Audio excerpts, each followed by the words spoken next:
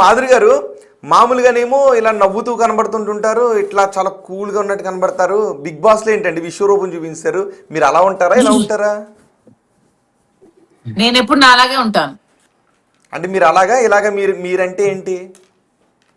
Big బాస్లో ఉన్నట్టు నా మీరా? చుట్టూ నా చుట్టూ నా చుట్టూ అంతా బాగానే జరుగుతుంటే నేను కూల్ గానే ఉంటాను. నాకు ఇరిటేటింగ్ వచ్చేవి, నాకు నచ్చనివి ఏమైనా ఉంటే నేను ఇరిటేట్ అవుతుంటాను. మీ లైఫ్లో మిమ్మల్ని అత్యంత ఇరిటేషన్ గురి చేసిన ఘటన మనిషి ఎవరు? వాణి. మిమ్మల్ని అత్యంత ఆనందపరిచిన మనిషి ఎవరు? శ్రీనివాస్ గారు. ఓకే, ఆయన కోసం ఒక పాట పాడండి ఇప్పుడు. మళ్ళీ పాట దగ్గరికి వస్తారు. వెయిట్ చేస్తారు, అడుగుతున్నారు కూడా. తెలిసిన పాట అది కూడా చేసేసాం. ఏవిలో కూడా కరిగిపోయాను. తనకు తెలిసిన ఆల్రెడీ బిగ్ బాస్ ఏవిలో కూడా అది లిప్ మూమెంట్ కూడా. పాట మామూలుగా ఎంతమందికి తెలుసో లేదో గానీ మీరు పాడిన తర్వాత మాత్రం దాన్ని మళ్ళీ రీ రిలీజ్ చేస్తున్నారు, అంత హైప్ తీసుకొచ్చారు. లాస్ట్ కి బిగ్ బాస్ లో ఏవి కూడా ఆ పాటే పెట్టారు.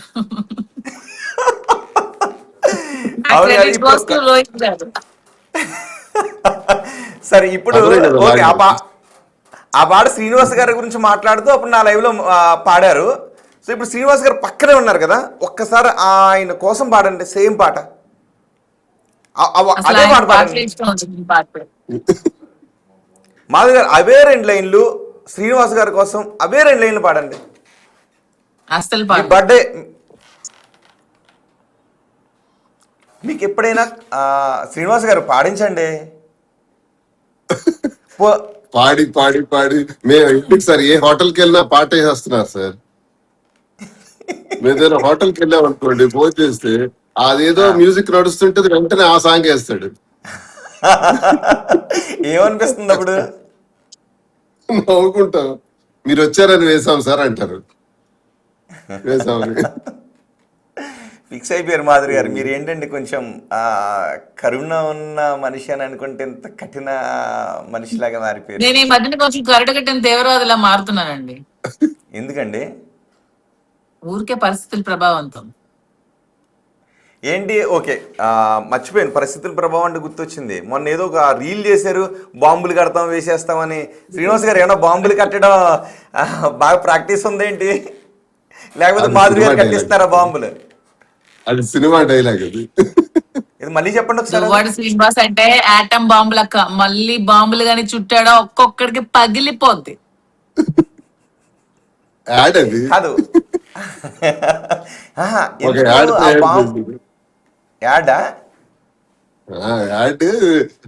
బిజినెస్ యాడ్ అది.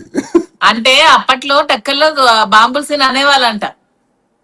నా మీద కేసు పెట్టారు కదా సార్, ఏమని ముద్ద. అవును, అందుకే గుర్తొచ్చింది. మళ్ళీ ఏమైనా బాంబులు కట్టిస్తున్నారా ఏంటి శ్రీనివాస్ గారి చేత? అది కేసు పోయింది కోర్టులో, రుజువు కాలేదు. అలా అది సింబాలిక్ గా తనేదో బ్రాండింగ్, బిజినెస్ బ్రాండింగ్. సిగ్నల్ ఇస్తున్నాను. బాంబులు కట్టేద్దాం డిసైడ్ అయ్యారా? బాంబులు కట్టడం కాదు, బాంబులో పనిచేస్తాం అంటే ప్రజా జీవితంలో గట్టిగా పనిచేస్తాం అని అర్థం. వెళ్ళిందా, రీచ్ అయిందా? మమ్మల్ని శత్రువులు అటాక్ చేయాలి అనుకుంటే విజృంభించి పనిచేస్తాం అని అర్థం. నా ఇంటెన్షన్ ఎవరికి చేరాలో అందరికీ రీచ్ అయిపోయింది. ఆయన ఎవరికి చేరాలనుకున్నారో ఇంతకు ముందు ఒక 2, 3, 4 పేర్లు చెప్పారు. మీ ఇంటెన్షన్ ఎవరికి చేర్చాలనుకున్నారు? అది అతని ఇంటెన్షన్, నా ఇంటెన్షన్ ఉంటుంది, ఇంక సెపరేట్ గా ఏముండదు. బాగా సింక్ అయింది.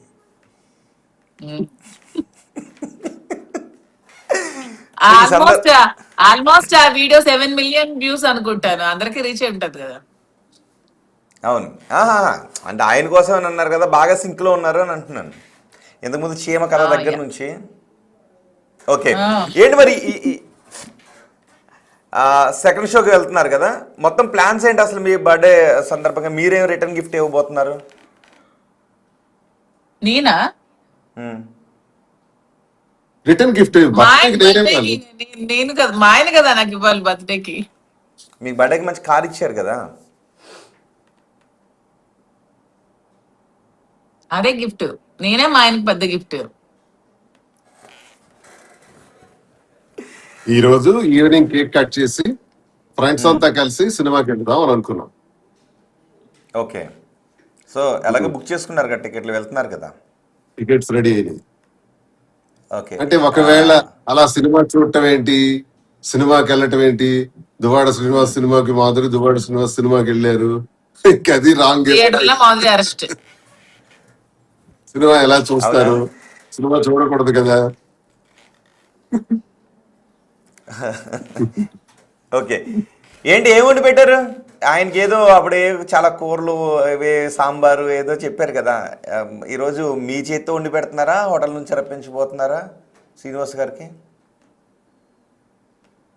శ్రీన్ గారు ఎప్పుడు హోటల్ ఫుడ్ తినరండి. శ్రీన్ గారికి ఎప్పుడు నేనే వండి పెడతా. అవునా? కాకపోతే నా బర్త్డే కదా ఈరోజు, మా ఆయన ఏమైనా వండి పెడితే బాగుంది అనుకుంటున్నాను. వండుతారా శ్రీనివాస్ గారు? సూపర్ గా వండుతారు. అవునా? మిమ్మల్ని చేసుకున్న తర్వాత వంట మొదలెట్టారా? 100% దిస్ ఇస్ రైట్. నన్ను చేసుకున్నాకే వంట చేశారు. ట్రయల్స్ చేస్తాను. ఎప్పుడో మా అమ్మ చేసినప్పుడు ఒక రోజు ప్రాన్, నేను బిగ్ బాస్ కి వెళ్లే ముందు ప్రాన్ ఎగురు చేసి పెట్టారు నా కోసం. నేను బిగ్ బాస్ నుంచి వచ్చిన రోజు చికెన్ ఫ్రై చేసి పెట్టారు. అసలు ఎక్సలెంట్, అమృతంలో ఉంది. సో మిమ్మల్ని చేసుకున్న తర్వాత శ్రీనివాస్ గారు వంట నేర్చుకోవాల్సి వచ్చింది అనమాట. అలా ఏం కాదు, అది ప్రేమతో. వాళ్ళ అమ్మ ఎప్పుడో చేస్తున్నప్పుడు చూసి అబ్జర్వ్ అదేనండి, చేసి నా కోసం ప్రేమతోనే. చేశారు. మేము కూడా అదే అన్నాం, ప్రేమతోనే. ఓకే. ఈరోజు మీరు వంట చేస్తున్నారా, మీరు వండి పెడుతున్నారా? ఏంటి స్పెషల్స్ ఏంటి మరి మీ బర్త్డే సందర్భంగా? ఏది ఈ రోజు మార్నింగ్ లేస్తానే మాకు సుప్రభాత్ సేవ అయింది కదా. ఇంతవరకు టిఫిన్ కూడా చేయలేదు. చేయలేదు ఇంకా. ఇదిగో ఇప్పుడు ఇంకా అంతా క్లారిటీ ఇచ్చాం కదా, మీ ద్వారా క్లారిటీ ఇచ్చాం. ఇంకా ఫర్దర్ జరగాల్సింది జరుగుతుంది ఇంకంతే. ఓకే. మాధురి గారు మొన్న రీసెంట్గా మళ్ళీ ఇంకో ఏదో వచ్చింది కదా, బిగ్ బాస్కి వెళ్ళి వచ్చిన తర్వాత రీతు చౌదరి వాళ్ళ మదర్ మీకు ఏదో చెప్పారు అని, ఆ తర్వాత మళ్ళీ కాదు అని. ఏంటి అసలు అది? ఏంటి ఇప్పుడు నేను ఇంటర్వ్యూలో నాకు అడిగినప్పుడు హౌస్ లో కూడా చెప్పాను. ఏంటి, రీతు చౌదరి వాళ్ళ ఫ్యామిలీ నుంచి నాకు ఒకరు రీతుకి పవన్ తో దూరంగా ఉండమని చెప్పారని చెప్పాను. అది తమన్నా సింహాద్రి ఆమె ఫ్రెండ్ నాకు ఫోన్ చేసి చెప్పింది. చెప్పిన విషయమే నేను చెప్పాను. హౌస్ లో చూసి జరిగింది జనాలు అందరూ చూశారు, నాతో పాటు జనాలు అందరూ కూడా చూశారు. చూసి వాళ్ళ అమ్మకి మీడియా వాళ్ళు అడిగినప్పుడు కూడా వాళ్ళ అమ్మ చెప్తాదని ఎలా అనుకుంటాము? చెప్తే మాత్రం వాళ్ళ అమ్మ బయట సమాధానం చెప్తారని ఎవరు ఎక్స్పెక్ట్ చేయరు కదా. ఆవిడేమో ఏదో సమాధానం ఇచ్చింది. ఏమో ఆమెకి వాళ్ళ కూతురు చేసింది రైట్ అనిపిస్తుంది ఏమో మరి, లోపల చూసి బయటకు వచ్చిన తర్వాత. ఎవరిష్టం అది, ప్రపంచం చూస్తుంది కదా ఏం జరుగుతుందో.